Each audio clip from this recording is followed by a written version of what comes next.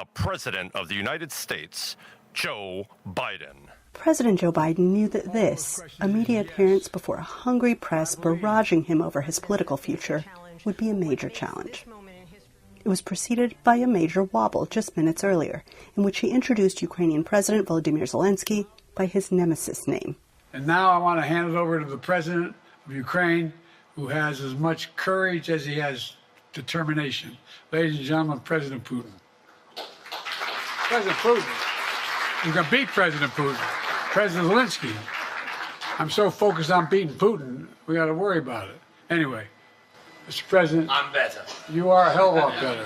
On Thursday, at the end of a packed day of meetings at the NATO summit, Biden took questions for nearly an hour and attempted to soar above his recent rhetorical stumbles and focus on what he sees as the biggest challenge of his presidency, supporting Ukraine against Russia's onslaught. He took credit for what he described as success. During the week of this summit, several heads of states made it a point in their statements to thank the United States and to thank me personally for all that NATO has achieved. But he also acknowledged the challenge the American presidential race has become after his disastrous debate performance last month.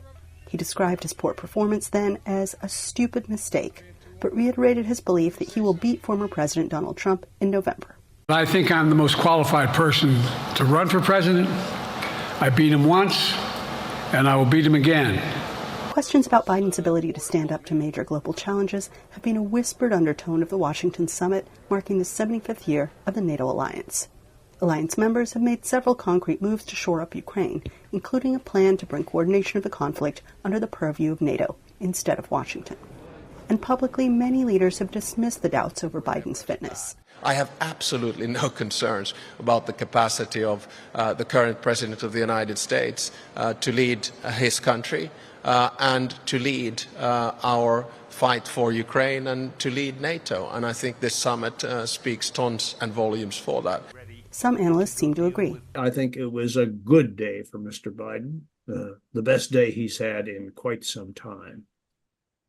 Will it change the course of the stream, or will it just be a stone in the stream that diverts the current without fundamentally changing its course? I don't know. On Friday, Biden faces another grueling test. He returns to the campaign trail with a visit to Detroit, where he will court the people whose approval he needs most: voters. Anita Powell, VOA News, Washington.